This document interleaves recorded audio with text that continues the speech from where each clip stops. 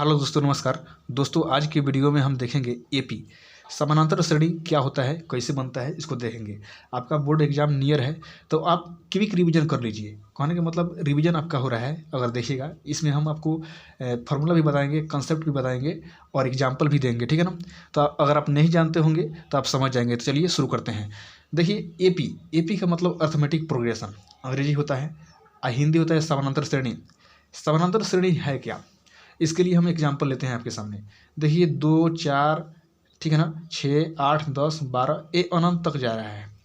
तो एपी क्या होता है कि अगर मान लीजिए दूसरा टर्म में से पहला टर्म घटाइएगा। जैसे मान लीजिए पहला टर्म क्या है, A1 को पहला टर्म कहिए, ठीक है ना, 2। A2 दूसरा टर्म हो गया तो 4 हो जाएगा। A3 हमारा तीसरा टर्म हो गया तो 6 हो गया। तीसरा टर्म क्या है, 6 है, ठीक है ना। तो सबसे पहले समझिए एपी किसको कहेंगे हम। अगर हम दूसरा में से पहला घटा रहे हैं, यहाँ पर देखिएगा 4 में से 2 जाएगा तो कितना बचता है, 2, ठीक है ना। फिर 6 में से अगर 4 जाएगा तो कितना बचेगा, 2, समझ गए। फिर यहाँ देखिए 8 में से 6 जाएगा तो 2 बचेगा। फिर 10 में से 8 जाएगा 2 बचेगा। तो क्या होता है कि कहीं भी घटाइएगा ना, अगला टर्म में से पिछला टर्म को घटाइएगा तो हमारा 2 आ रहा है, ठीक है ना। फिर इस 8 में से 6 घटाएंगे तो 2 आएगा। फिर इस 12 में से 10 घटा रहे हैं तो भी 2 आएगा। तो एपी में क्या होता है कि आगे वाला टर्म में से पिछला टर्म घटाइएगा, ठीक है ना, तो हमारा हमेशा सार्व अंतर क्या होता है। जो देखिए ये 2 आ रहा है, 2, ये 2 क्या है, सार्व अंतर है, ठीक है ना, सार्व अंतर, जिसको हम अंग्रेजी में डी से सूचित करते हैं।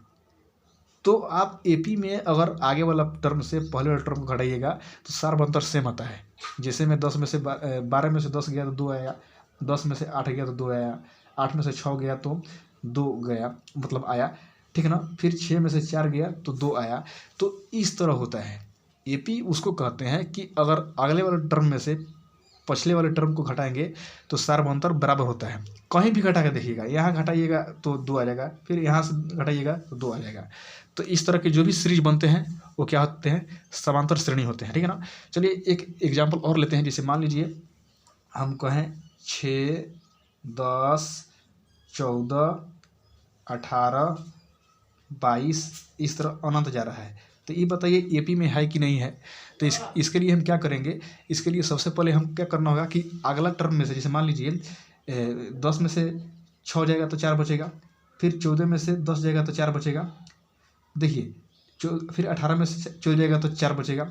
फिर 22 में से अगर 18 जाएगा तो 4 बचेगा। तो देखिए सब जगह सार्वत्तर क्या आ रहा है, डी हमारा क्या आ रहा है, बराबर आ रहा है। तो सब जगह डी बराबर हो गया तो इसका मतलब ये समांतर श्रेणी है, ये एपी में होगा, एपी में है। तो एपी पहचान करने का नियम यही है कि अगर आगे वाला टर्म से पीछे वाला टर्म घटाइएगा तो वहाँ पर सार्वअंतर सेम आ जाता है, ठीक है ना। तो इस तरह से आप एपी पहचान सकते हैं। एक क्वेश्चन भी आता है, जैसे मान लीजिए क्वेश्चन बोर्ड में आता है कि 2 4 5 8 ऐसा ही करके होता है और पूछेगा कि एपी में है कि नहीं। तो आप देखिए दूसरे में से पहले घटाइए तो 2 आएगा, फिर 5 में से 4 घटाएंगे तो 1 आएगा। तो यहाँ सार्वअंतर तो बराबर नहीं है, सार्वअंतर बराबर तो नहीं आ रहा है, मतलब डी बराबर नहीं आ रहा है। तो आप क्या कहेंगे, एपी में नहीं है। तो 1 नंबर में क्वेश्चन ऐसा आता है, ठीक है ना। बोर्ड के एग्जाम में अगर क्वेश्चन बैंक आप देखेंगे तो इस तरह का क्वेश्चन आएगा और पूछेगा एपी में है कि नहीं। तो आप दूसरा टर्म में से पहला टर्म घटा के चेक कर सकते हैं। अगर सार्वअंतर बराबर हो गया तो समझिए कि एपी में है, अगर सार्वअंतर बराबर नहीं है तो एपी में नहीं है, सिंपल, ठीक है ना। अब देखिए कुछ अगर मान लीजिए हम एग्जाम्पल और लेते हैं आपको समझाने के लिए। जिसे मान लीजिए यहाँ पर हम लिखते हैं, यहाँ पर जो लिखते हैं एग्जाम्पल है कि 5 6 7 8 9 10 ऐसा ही अनंत जा रहा है। इसको आपको क्या कहना है, पहला टर्म, जिसको A1 से हम सूचित करेंगे। ये हमारा दूसरा टर्म हो गया, A2, ये हमारा तीसरा टर्म हो गया, ठीक है ना। ऐसा ही देखिए अगर मान लीजिए यहाँ पर ये क्या हो गया, इन्फिनिटी हो गया। अगर इन्फिनिटी नहीं होता, मान लीजिए यहाँ पर क्या करते हैं हम 20 कर लेते हैं, 20, ठीक है।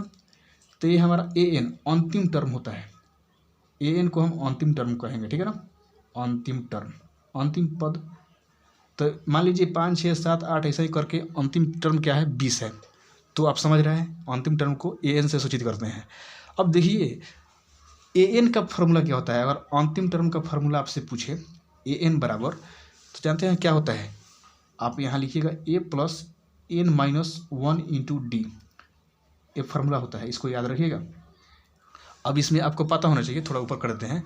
अब आपको पता होना चाहिए कि an तो हमारा अंतिम टर्म हो गया, अंतिम टर्म निकालने वाला फार्मूला है।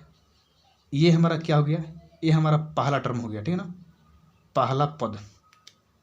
और n क्या होता है, पदों की संख्या, पदों की संख्या, समझ गए। और d तो आपको पता ही है, सार्वंतर। तो इस तरह से ये होता है। चलिए एक एग्जांपल लेते हैं। मान लीजिए एग्जांपल आपसे पूछे कि अगर मान लीजिए अगर यहाँ 2 हो गया, 6 हो गया, 2 6, उसके बाद 10 14 18, ऐसा ही करके मान लीजिए अगर हम आपसे पूछा जाए कि आप अंतिम टर्म बताओ, सॉरी अंतिम टर्म कर रहे हैं कि अगर मान लीजिए आपसे पूछा जाए कि पहला टर्म हो गया, दूसरा टर्म हो गया, ऐसा ही अगर हम पूछें कि 9वां टर्म बताओ, an, ठीक है ना, 9वां टर्म बताओ, तो कैसे करोगे। फार्मूला तो होता है a प्लस n, n के जगह पर क्या, जैसे मान लीजिए n 9वां टर्म बताओ, तो यहाँ देखिए n की जगह पर क्या है 9 माइनस 1 इंटू डी। तो आप क्या करोगे कि d का d लिख दोगे। तो आप समझो इसको हम क्या कर सकते हैं कि a प्लस 9 में से एक जाएगा तो 8d हो जाएगा। तो आपको अगर 9वां टर्म निकालना हो तो a प्लस 8d करना पड़ेगा। ऐसा ही मान लीजिए अगर हम आपसे पूछें कि आप 20वां टर्म बताइए, तो क्या करोगे। अब a की जगह पर आप लिखोगे, a की जगह पर a लिखोगे। अब 20वां टर्म निकालना है तो आप क्या करोगे, 20 माइनस 1, यहाँ n की जगह पर 20 n क्या है, 20वां टर्म मतलब पदों की संख्या, ठीक ना। तो पदों की संख्या है तो 20वां टर्म निकालना है तो 20 माइनस 1 इंटू डी का पता तो नहीं है, तो आप ऐसे लिखोगे। कहने का मतलब हम फार्मूला भी बता रहे हैं, ठीक है ना। तो a प्लस 20 में से एक जाएगा तो 19d बचेगा, ठीक है ना। तो आप कुछ नोट कर पा रहे हैं। अगर 9वां टर्म निकालने के लिए हम आपको कह रहे हैं तो a प्लस 8d हो जा रहा है। अगर 20वां टर्म निकालने के कह रहे हैं तो a प्लस 19d हो जा रहा है। इसका मतलब देखिए अगर 9वां पद निकालना है तो एगो घटा के 8d कर देना है। अगर 20वां निकालना है तो एगो घटा के 19d कर देना है। तो सिंपल आप नियम समझ रहे हैं कि नहीं। जैसे मान लीजिए a 25वां निकालना होगा तो आप a प्लस एगो घटा दीजिए 24d कर दीजिए, डायरेक्ट निकल जाएगा। 25वां पद निकलेगा तो ऐसे निकलेगा। फिर अगर निकालना हो 17वां पद निकालना हो तो a का a लिखिएगा। अब 17 में से एक जाएगा तो 16d लिख दीजिए। तो ऐसे डायरेक्ट आप सोच सकते हैं। हम फार्मूला यहाँ बनाना आपको बताए हुए हैं, ठीक है ना। आप कुछ भी निकालिए। जैसे मान लीजिए 100वां पद निकालना है, 100वां पद, तो a प्लस 100 में से एक जाएगा तो 99d हो जाएगा। तो आप ऐसे धड़ल्ले से निकाल सकते हैं। तो आप समझ रहे हैं बात जो कैसा है।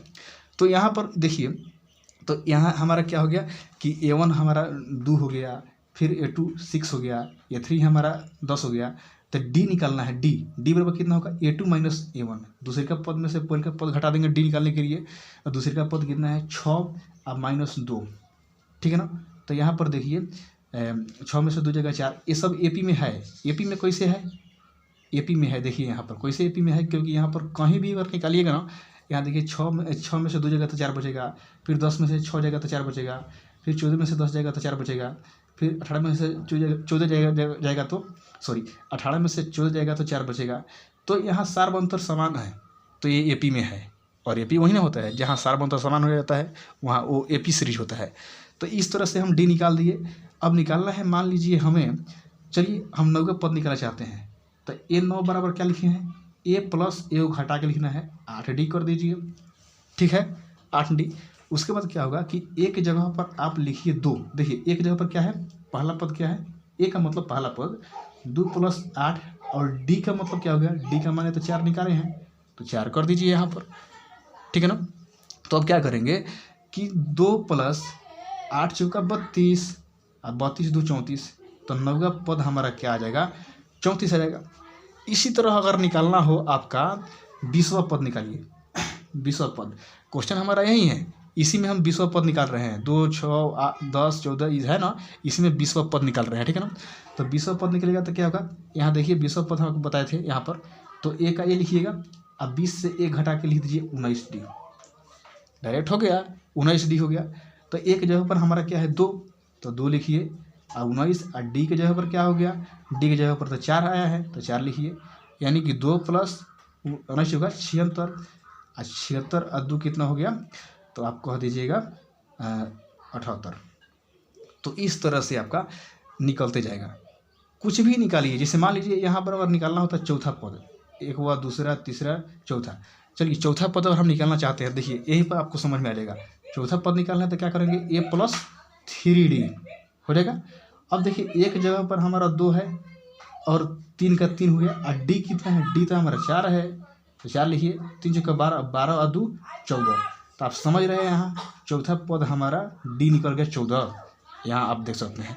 तो इस तरह से आपको निकालना है, ठीक है ना। इस तरह से अगर निकालिएगा तो समझ में आएगा। अगले वीडियो में हम इससे थोड़ा आगे बताएंगे। ये तो हमारा बेसिक था, ठीक है ना। अगर आपको समझ में आया है तो मेरे वीडियो को लाइक कीजिएगा, सब्सक्राइब कीजिएगा मेरे चैनल को, और फिर मुलाकात होगी अगले वीडियो में।